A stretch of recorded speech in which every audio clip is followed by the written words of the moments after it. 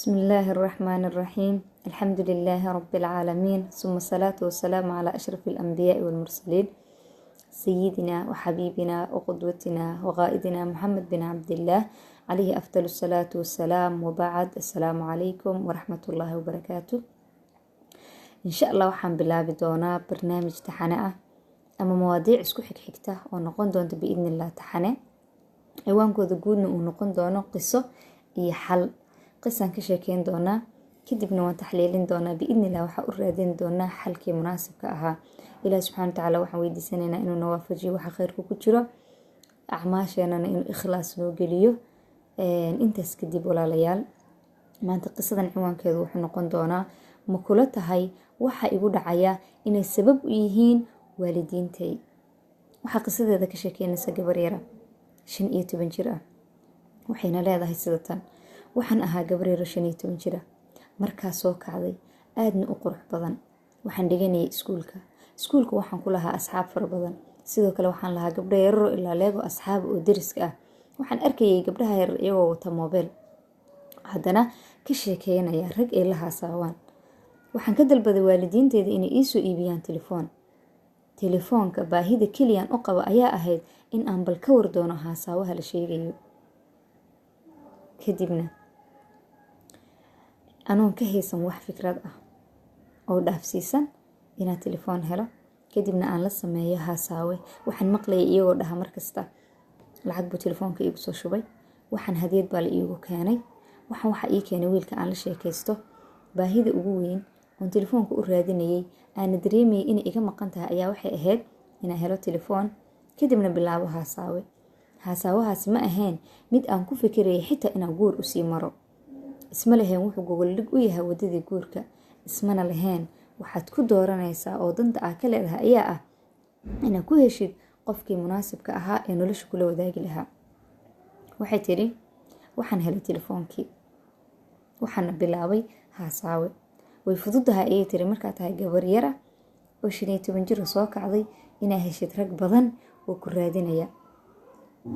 waxay tiri waxaan la hadlayay dhowr nin, tiro ka badan 3. waxaana mid kasta aan ugu sheekeynayay wixii aan kan kale ugu sheekeeyo. dabcan iyaga isma ogeyn ayay tiri, laakiin waxaa isku dayay mid kasta in aan qanciyo intii qadarteyda ah. waxaan ka raadinayay ayay tiri inay telefoonka lacag la iigu soo shubo, in aan shoobingkayga ka helo. haddana ma ahayn ayay tiri dariiqo sahlan, oo waxay iga doonaysay in aan ku bixiyo juhdi, sida in aan kula hadlo hadallo macmacaan oo soo jiidasho leh, in aan waqti geliyo, in aan faallo ka bixiyo iyaga inay yihiin dad wanaagsan, anoo midba gaarkiisa u ammaanayay sidaan uga heli lahaa baahideeda aanu u baahnahay. waxay tiri waalidiinteyda telefoonkii way isiiyeen, laakiin iima qoondayn masruuf aan aniga ku maareeyo nolosheeda. hadduu ahaan lahaa beribeerkii aan lacagta ku shuban lahaa, ama hadduu ahaan lahaa gabar ahaan wixii aan u baahnaa lacagtii aan shoobinkeyga ku gadan lahaa oon isku qurxin lahaa. dantu waxay ugu kaliftay ayay tiri in aan ka raadiyo ragga aan la haasaawayo. taasina ma ahayn ayay tiri dariiq sahlan, ee wuxuu noqday ayay tiri dariiq nolosheeda dhan saameyn ku yeeshay. waxay tiri dadka qaar ayaa markaan ka raadinaya lacagta shoobinka, ragga qaar ayaa waxay doonayaan lacagtii isiinayaan bedelkeeda. wuxuu noqdaba wax iyaga raali geliya, kadibna aniga aan helo wixii aan ku raali noqon lahaa. kama dhigna sheekadaasi ayay tiri in aan ahay qof xun oo raadinaysa xumaan, kadibna ku bedelanaysa shilimaad lacag ah. laakiin ayay tiri wax yaraanteyda darteed, khibrad aanan ka haysan haasaawaha iyo baahideeda aan raadinayo, si khaldan ku raadinayo, ayaa waxay ii sababtay in aan mashaakil badan kala kulmo. waxay tiri waxaan ka helayay lacagtaan u baahnahay, waxaana ka helayay inay igu dhahaan waa qurux badan tahay, inay igu dhahaan waad cod macaan tahay, inay imaqashiiyaan hadallo nafteeda raali gelinaya, oo aan isugu arkaya in aan ahay qof khatara. taas kama helin bay tiri waalidkay. maalina kama maqlin ayay tiri waad qurux badan tahay gabadheediyay. maalina kama maqlin ayay tiri lacagtan hoo kusoo shoobin karayso. xaqa waalidkay ma ankaraya ayay tiri, oo waxbarashada ayaa laiga bixinayay, ciidahana dharka waa lai gadayay, iyo wixii aan u baahdo kale oo maaragtay dee waalidkii aan uga baahdo. laakiin waxaan doonayay wax dheeraad ah oo ah in aan anigu unuusadeeda quruxdeeda kusii siyaadiyo. hadday noqon lahayd waxyaabo aan jirkayga mariyo, hadday noqon lahayd waxyaabo aan isku carfiyo, hadday noqon lahayd bribeerkii telefoonka oo noqday bay tiri maanta wax ka mid ah noloshaada oo muhiim ah ood u baahan tahay. waxay tiri waxaan doonayay qof waqti isiiya aan la sheekaysto, taasna kama helin ayay tiri waalidkay. maalinna ma dhicin ayay tiri in aniga hooyaday intaa isla fariisano ay iga wareysato bal noloshayda. gabar baan ahay, yaan la haasaawaa, imaysan dhihin oo wax fikrada igamaysan siinin. adduunkan igu cusubaan banaankiisa usoo baxay, ima dhihin waxaa kaala kulmaysa khatar noocaasa, imana dhihin waxaa loo baahaya inaad saa ula dhaqantid. waxaa noloshayda ku maareynayay khibrad la-aan. waxaana hadba aan u sheegayay raggaas anoon garanayn aslan jacaylka wuxuu yahay iyo mashaacirtiisa. lianna waxay tiri suurtagal ma tahay in aad la hadashid 5 qof oo ku dhahid mid kasta waan ku jeclahay, ood ku dhahid mid kasta waa kuu dhimanaya si aad uga heshid ayay tiri baahidaada. haddii noqon lahayd lacag, haddii noqon lahayd inaad maqashid kelmadihii quruxda badnaa ay ku bareen kuwii hore. lianna waxay tiri kuwaa iskaga kaa tegaya markay kaa waayaan waxay doonayaan. heer waxaan gaaray bay tiri aan soo daciifo, baahidaydiina aan u baahnahay. waxaa ka mid ahaabay tiri in aan jirkayga bare dawooyin laysku qurxiyo. haddii aan waayana aan moodayay in aan qofna fiirinaynin, quruxna aanan yeelanaynin, iyaguna ay ii yeerayaan qiimo gaar ah. taas ayaa waxay khasabtay bay tiri noloshayda inaan waxyaabo badan aan ku khasbanaado in aan sameeyo. caqli igu filan ma haysan, qof i garab taagan oo kale oo baahidayda isiiyana maan haysan bay tiri. waxaan doonayo waalidkay way ku adkeyd inay iga kafeeyaan, iyagoo aanba garanaynin waxaan u baahnahay. sida inaan u baahnahay in layla fadhiisto waqti la siiyo, in baahidayda shoobin ahaaneed la siiyo. waxaan u baahnahay muhiimaddu waxay tahay oo sheekadeeda bay tiri ay tahay nuxurkeedu in aan khaldamay, aana sameeyey ayay tiri khalad noloshayda burburiyey, sharafteydina hoos u dhigay. waxaan muqaawameeyo iyo waxaan is adkeeyo iyo waxaan dhaho maya sharaftaada dhaafsan shilimaadba, waxaa igu dhacay waxaanan filinayn. waxaana galay khalad noloshayda damiray oo baabi'iyey. waxay tiri waxaa i helay bay tiri dadka qaarna waxaa adigaa waxaa muqaawameyn karta oo ka adkaan kara bay tiri hadalkaaga inaad ku qancisid, waxaa doonaysidna ka qaadatid. laakiin waxaa i helay bay tiri laadariin iga awood batay, khibradda aan isticmaalayay iyo awood intaan haystay ka badan. waxay tiri markii aa heshid qof ku siinaya baahidaada dhan, kuuna sheegaya habeen iyo maalin inuu ku jecel yahay, waa mustaxiil ayay tiri inaad u qaadatid inuu ku khiyaamayo. laakiin way dhacday. gabadhii yareyd waxay tiri waxaa igu dhacay in aan waayay noloshaydii dhammeyd oo ahayd sharaftayda. dhagarqabihiisaa igu sameeyey ayay tiri mujtamacu waxay ku khaldamayaan inuu yahay wiil khaldamay, waa dhalinyaranimo ayay dhahayaan. aniga laakiin cidna ii arxami mayso, oo gabar hadday dhib ku dhacdo ayay tiri waxay noqonaysaa nolosheeda inta ka dhiman inay la socoto. waxay tiri reerkoyagu iyagoo ii haysta inaan wax baranayo, ficlanna waxbaan baranayay, iguna taamaya meel fogna iga fiirinaya, ayay waxay arkeen anoo caloosha waxaan ku wadaa ilmo aan la garanayn aabihiis ciday tahay. dhibaato badan baa isoo martay ayay tiri. qisadeeda halkaasaan ku joojinaynaa. inta ka dambeyso wax badan oo ma harin, qof kasta uu iska garanayaa.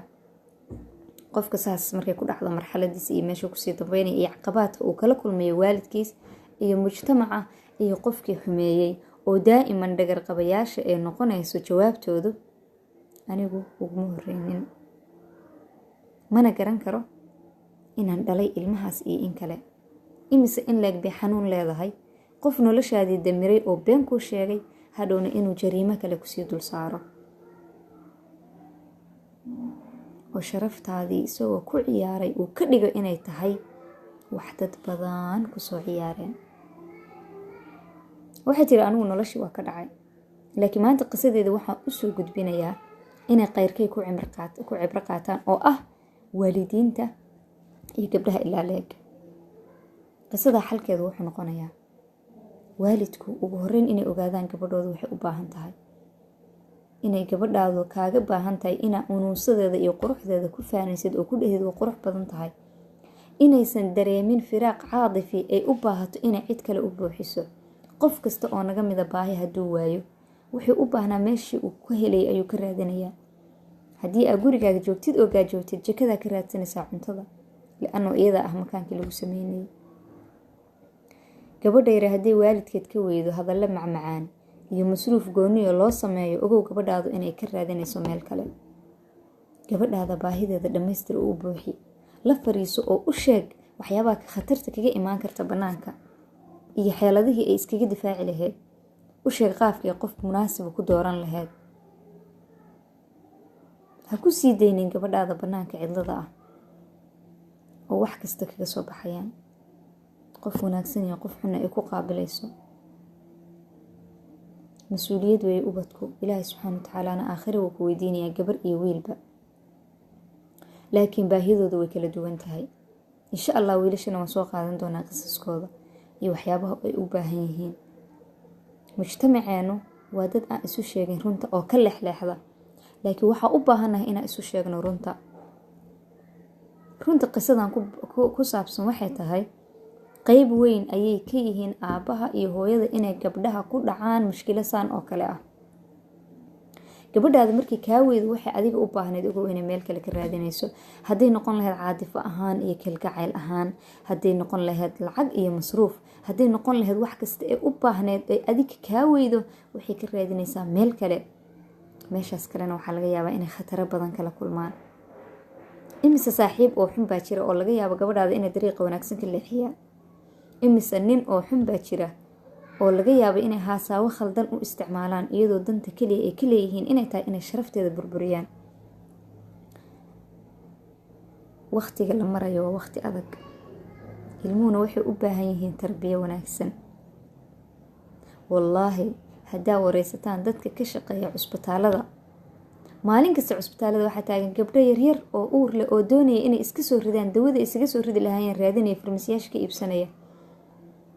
dhagarqabihii saas ku sameeyena wuu ka tanaasulay. wuxuu yidhi aniga waxba igama kaa gelin. makula tahay inay waalidkeed aaminayaan? makula tahay inay soo dhaweysanayaan, dhahayaan waad khaldantay, khaladkaasna barbaan ka aheena kaalay? maya abadan. waa lagu fogeynayaa, waa lagu dhibaateynayaa, waa lagu bahdilayaa, waa lagugu dhaga hadlayaa. intayna gaarin marxaladaa gabadhaadu, dembigaana aadan wax ku yeelan. hadday uur yeelato ilmahaas disho sababtoo ah waxbaad ku leedahay dembigaas. bal ka fikir sidii ay noqon lahayd xalku. bal ka fikir sidaa usoo dhaweysan lahayd gabadhaada.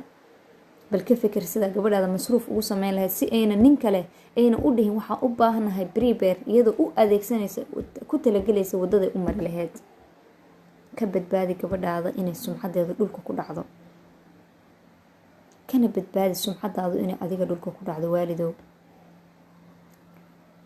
waxay ahayd maalin dhaweyto markaan arkayay gabar yaraa oo sun cabtay. sababtii u cabtana waxay ahayd waxay dishay walaasheed ka yar, kadibna iyadii baa la dilay.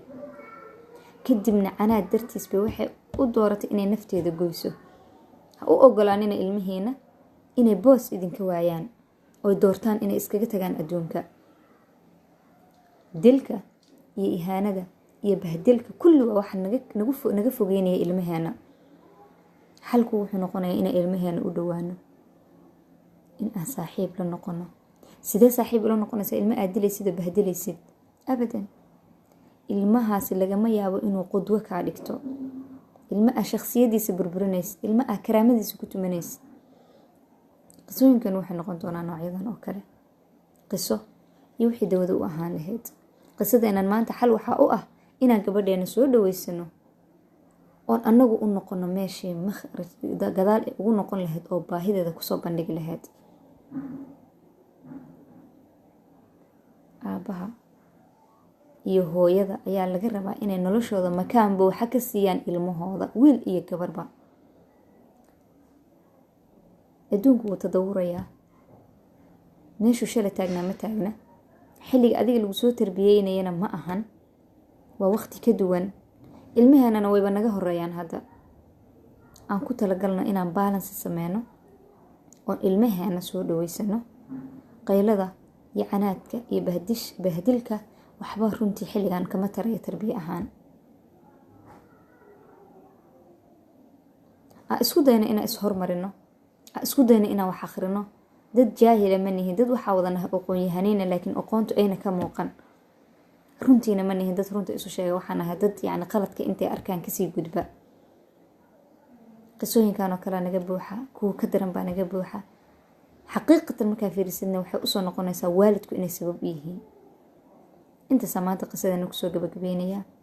waxaana rajaynayaa biidni illah inaa asbuuc kasta tan oo kale soo gudbin doono oo qaybo kala badan taabanaysa insha allah. waxaan rajaynayaa inaan wax ku qaadano. waxaana rajaynayaa inaan ilmaheena saaxiib la noqono, soo dhaweysano. waxaana rajaynayaa inaan aqoonteena horay u qaadno oon tarbiyada caruurta wax badan ka barano. وأقول قولي هذا واستغفر الله لي ولكم. والسلام عليكم ورحمة الله تعالى وبركاته.